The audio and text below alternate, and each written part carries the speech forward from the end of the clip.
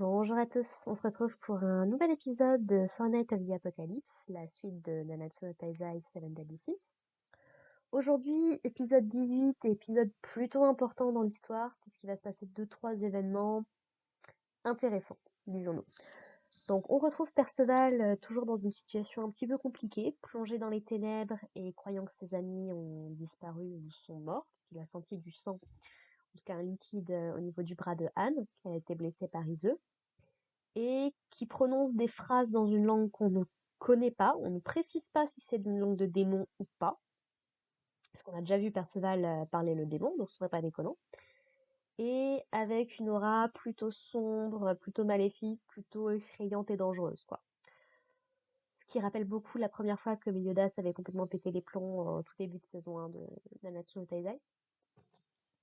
Et en gros, cet épisode va un petit peu nous montrer sa confrontation avec le prince Tristan, du coup, puisque donc Tristan, un petit peu guidé par les avis des membres de son équipe, en fait, va considérer Perceval comme un agent du chaos, puisque donc il va plus ou moins attaquer l'équipe de Tristan.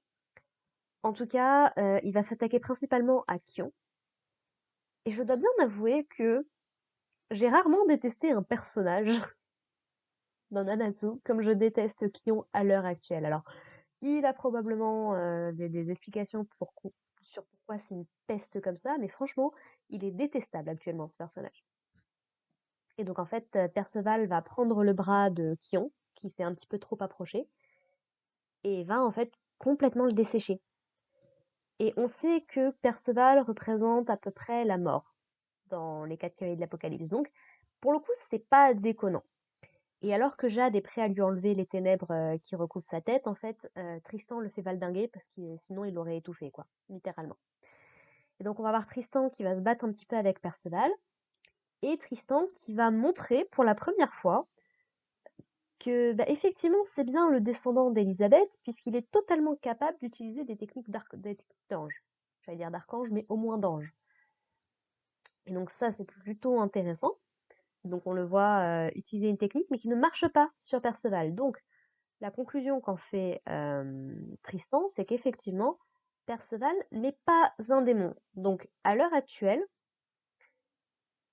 c'est difficile de savoir qu'est-ce qu'est Perceval réellement, puisqu'il y a encore plein de zones d'ombre sur sa naissance, sur ses origines, sur tout ça.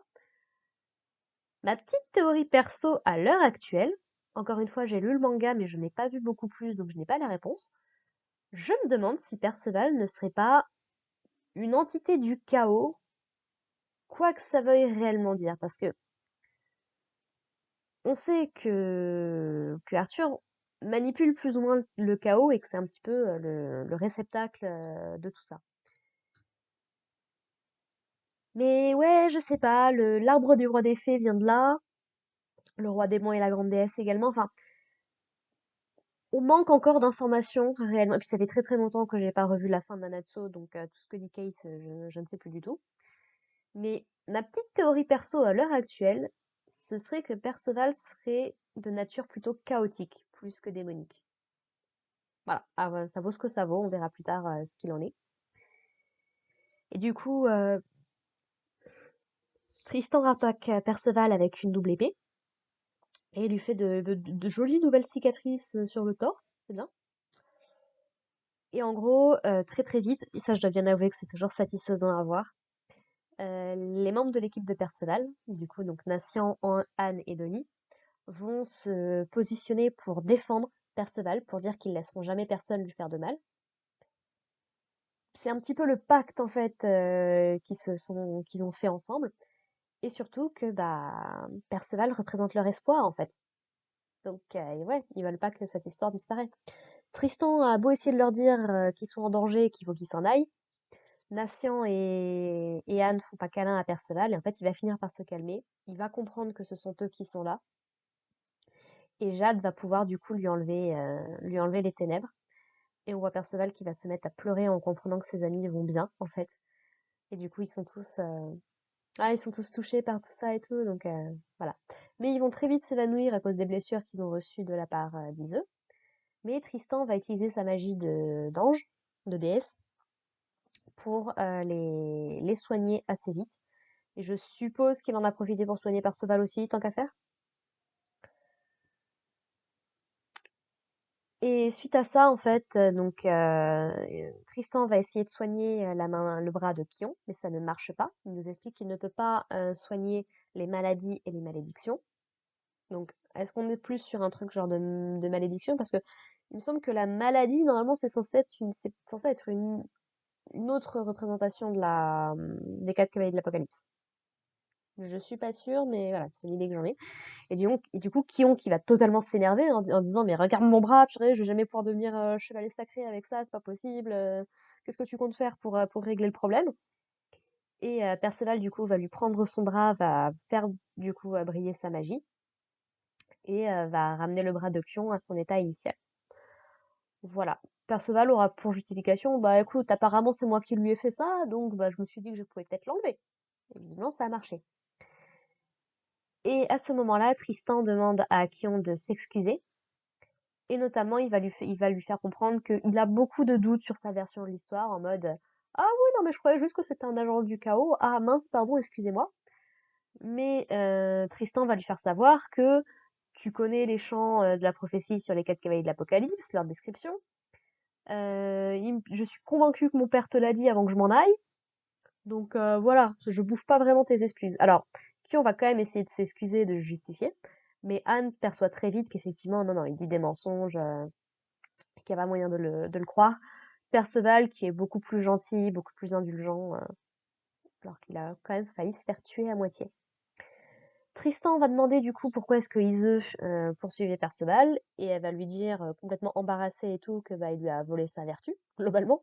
La seule chose en fait qu'elle a réservée pour le prince Tristan.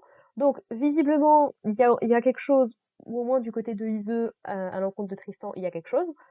Dans les légendes, c'est un couple plutôt célèbre. Alors je ne connais pas du tout l'histoire de Tristan et Iseux, mais je sais qu'ils font partie d'un couple, tout comme Angarade et Perceval. Donc Iseux se barre pendant que Tristan essaie de comprendre un petit peu, mais attends, c'est moi qui ai fait ça et tout. Et on va en découvrir un peu plus sur la personnalité de Tristan, puisque notamment un peu plus tôt, il a essayé de faire une blague, mais alors, qui n'a absolument pas marché sur le groupe de Perceval. Mais par contre, Iseux, elle était morte de rire. Donc, est-ce qu'elle trouve vraiment ça drôle, ou est-ce que, à l'instar de ses deux camarades, ils sont juste en admiration tellement totale devant Tristan qu'ils sont prêts à faire tout et n'importe quoi pour lui? On n'aura pas de réponse exacte. Donc, il se présente comme étant le prince de Lyonesse et ça les fait un petit peu vriller. Ils se disent quoi? Et il va également nous apporter une information très intéressante, c'est que lui aussi est un des quatre cavaliers de l'Apocalypse. Donc, on a Perceval, Tristan et la mystérieuse personne que Tristan a ramenée à Lyonesse. Mais ce n'est pas tout, puisqu'on connaît également le quatrième cavalier de l'Apocalypse, et effectivement, c'est pas déconnant en soi. C'est-à-dire que Lancelot est également un des quatre cavaliers de l'Apocalypse, donc on a quasiment notre groupe au complet là. Donc ça, c'est plutôt cool pour le coup. Et effectivement, Lancelot, pour ce qu'il nous a montré jusqu'ici, et Tristan, pour sa descendance, c'est vraiment pas déconnant que ce soit des cavaliers de l'Apocalypse. Vraiment pas. Lancelot, justement, qui va, qui va arriver, qui revient de sa petite ronde, et en gros, il a une façon de s'adresser à Tristan qui est juste hilarant. C'est le seul qui a l'air de le traiter comme un égal, en fait. Clairement, il se fout de sa gueule. C'est génial. Et donc, il apprend du coup à Tristan que bah, le chevalier qu'il a ramené s'est barré, en fait. Et il demande, bah, est-ce que tu peux dis-nous ce que tu sais sur ce chevalier? Et du coup, bah, c'est quelqu'un de très grand, dans une armure blanche avec des motifs dorés. Et puis c'est tout. Puisque Tristan nous explique que la personne qui l'a ramené a complètement toujours gardé son armure, donc il sait pas du tout à quoi il ressemble en dessous. Et on sait que ce personnage s'appelle Gawain et a une magie dorée, là où celle de Perceval est plutôt verte. Et puis, Lancelot nous dit non, non, mais attends, tu nous caches un truc là, Tristan, je suis capable de le sentir, tu le sais. En fait, il lit dans son esprit. Et il dit, tu veux que je le dise à voix haute et tout? Et en gros, ce que Tristan nous explique, c'est qu'apparemment, Gawain, du coup, qui j'imagine doit être Gauvin, a priori, bah en fait, s'avère être lié par le sang au roi Arthur. Moi, personnellement, ça me fait toujours me poser 36 000 questions différentes, c'est-à-dire, est-ce que Arthur a eu une descendance? Oui, non. Et sinon, il avait des frères et sœurs, le roi Arthur? Parce que j'ai pas souvenir qu'on avait mentionné quoi que ce soit, même pas ses parents ni quoi que ce soit, donc je- j'ai besoin d'avoir des réponses. J'ai beaucoup de questions là actuellement. Et en gros, de savoir du coup il est lié par le sang à Arthur, ça met un petit peu un coup de froid sur tout le groupe qui se dit est-ce qu'il faut qu'on le considère comme un ennemi du coup? Et Perceval a plutôt une bonne réponse par rapport à tout ça. Il dit bah oui, enfin moi mon père c'est un chevalier d'Arthur, pourtant je suis censé être contre eux. Et encore une fois, c'est pas parce que mon père est telle ou telle personne que je vais me mettre à détester toutes les personnes qui lui sont liées quoi. Donc c'est plutôt intéressant. Et Tristan qui pète un peu les plombs en disant mais tu vois, c'est pour ça que je voulais pas le dire. Donc voilà, ils sont vraiment un duo génial tous les deux. Et suite à ça, du coup, Lancelot va les envoyer en mission. Donc il se dit, bah écoute, le château il est au nord, ça veut dire que les trois sorties possibles, c'est sud, est et ouest. Bon bah écoute, l'équipe de Tristan, vous allez prendre la porte ouest, l'équipe de Perceval, vous allez prendre la porte est, et moi je vais m'occuper tout seul du sud. On n'a pas de vrai gros doute sur le fait que Lancelot peut s'en occuper tout seul sans trop de problèmes pour le coup. Qu'est-ce qu'on nous raconte d'autre dans cet épisode? Est-ce que j'ai oublié quelque chose? Oui, on a une petite discussion entre Perceval et ses amis, puisque Natian, du coup, ramène un petit peu la fameuse transformation qu'il a eue, sans trop savoir l'expliquer. En fait, Perceval va expliquer que, bah, effectivement, il a cru qu'il était tout seul, que ses amis étaient morts. Ça l'a un petit peu fait péter les plombs, mais qu'il se souvient pas de ce qui s'est passé réellement. Juste que, du coup, il était tout seul. Mais que, à l'instar de quand il a affronté, avec de gros guillemets, Ironside pour la première fois, donc suite c'était à Sistana, bah, du coup que ses amis ont réussi à le sortir de cet état, ça s'est passé également aujourd'hui, il leur en est très reconnaissant, et donc ils sont tous complètement gênés et tout, donc c'est mignon, c'est choupi, franchement c'est un bon groupe, c'est un bon groupe. Donc voilà, on pourrait se dire, bah c'est tout ce que cet épisode a à nous offrir, sauf que non, puisque devinez qui c'est qui redébarque dans l'histoire avec son pouvoir particulièrement puissant pour prédire l'avenir. Le roi, Bartra, est visiblement toujours en vie, avec Slater à ses côtés. Par contre, tu sens qu'il commence à accuser un petit peu le coup de l'âge, quand même, sachant qu'il devait quand même être déjà pas mal vieux à l'époque de Nanatsu. Parce que je sais plus quel âge avait Veronica, mais d'apparence en tout cas, il apparaissait comme étant plutôt vieux. Et du coup, il va nous faire une prophétie, c'est-à-dire que quand un orage et une lune béniront le royaume de Lyonesse, les 4 cavaliers de l'Apocalypse se rencontreront. Donc c'est plutôt pas mal, super. Sauf que, en revanche, à cause d'un agent du chaos et de la lame d'un traître, l'espoir sera perdu définitivement ou pour toujours. Enfin, j'ai plus le mot en tête, mais voilà. Bon, honnêtement, c'est un petit peu compliqué de comprendre de quoi ressort la prophétie. Mais encore une fois, ce n'est pas tout, puisqu'un autre élément de l'histoire assez important, et je suis convaincue qu'il a fait controverse, parce qu'il a fait controverse dans le manga, je suis convaincue que quand l'anime est sorti, ça fait controverse également. Parce que ça fait partie des trucs, Nakaba Suzuki, c'est pas la première fois qu'il s'y essaye, et ça passe toujours un petit peu mal, même si le contexte derrière est particulier. C'est-à-dire que donc Lancelot est en train d'écouter un petit peu les pensées des gens, et une petite fille se présente à lui, une petite fille qui dit ah bah de la pluie, un orage et une lune en plein jour, j'attendais ça depuis très longtemps. Donc visiblement ça fait référence à la prophétie de Bartra. Et en gros, qui pose quelques questions à Lancelot, qui connaît son nom, qui sait ce qu'il va dire. Donc au début, bah il croit, ouais, tu lis dans mes pensées ou qu'est-ce qui se passe? Mais elle explique que non, c'est pas son pouvoir. Et en gros, bah, quand il lui demande qui elle est, bah elle lui dit, elle lui dit, je suis ton amoureuse. Et elle l'embrasse. Je rappelle qu'elle a l'air d'avoir l'âge d'une gamine de 10 ans ou quelque chose comme ça.